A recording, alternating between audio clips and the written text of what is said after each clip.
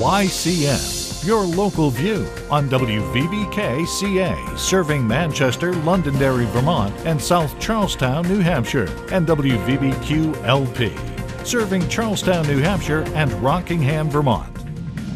Coming up tonight on YCN, Dartmouth College has seen its third act of racism in recent months. A senior citizen was found dead on a bus headed towards Boston. And we'll hear from Professor Jennifer White from Colby Sawyer, and she'll tell us all about their sustainability program.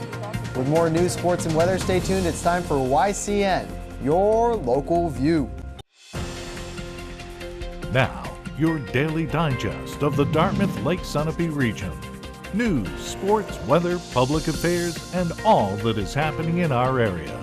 The YCN News Hour, your local view. Welcome to our Friday edition of YCN. I'm David Carmichael. Dartmouth College has seen its third report of racism in recent months. College officials are investigating an incident in which students were allegedly verbally harassed because of their perceived race. Two Asian students reported that they were walking in the dining hall Wednesday when one white student was walking by them and verbally harassed them by speaking in gibberish, seemingly meant to mock Chinese.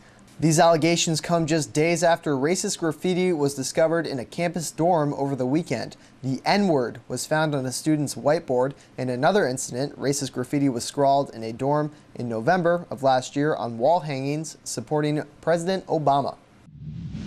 A 78-year-old Vermont man was found dead Wednesday morning aboard a Dartmouth coach bus.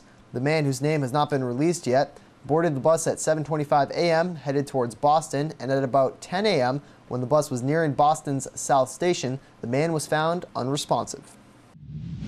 A New York man was busted with more than 3 pounds of marijuana, ecstasy, LSD, methamphetamine, and more after he was pulled over for an alleged traffic violation on Interstate 89 early Wednesday morning.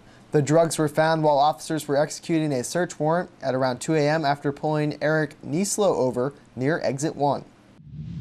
The postmaster at the Hartford Village Post Office will likely be behind the counter 10 fewer hours per week as part of the retrenchment of the U.S. Postal Service. About 30 people squeezed into a small single-story building along Route 14 last night to learn the results of a survey that is meant to determine what residents would prefer happen to their post offices given the economic and technological upheaval that is causing the Postal Service to lose billions.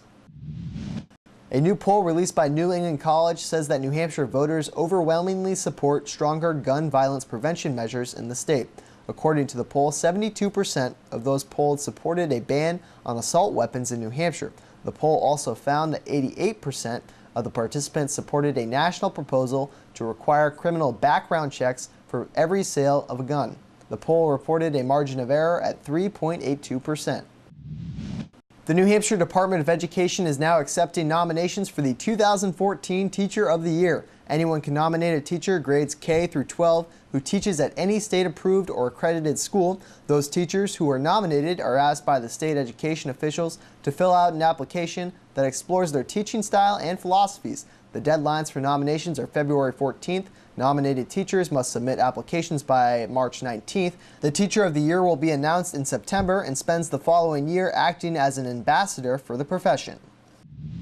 Vermont lawmakers are working to better protect students on and off the field. Far too many high school football players are getting concussions, and now a bill, with support from coaches, has been proposed.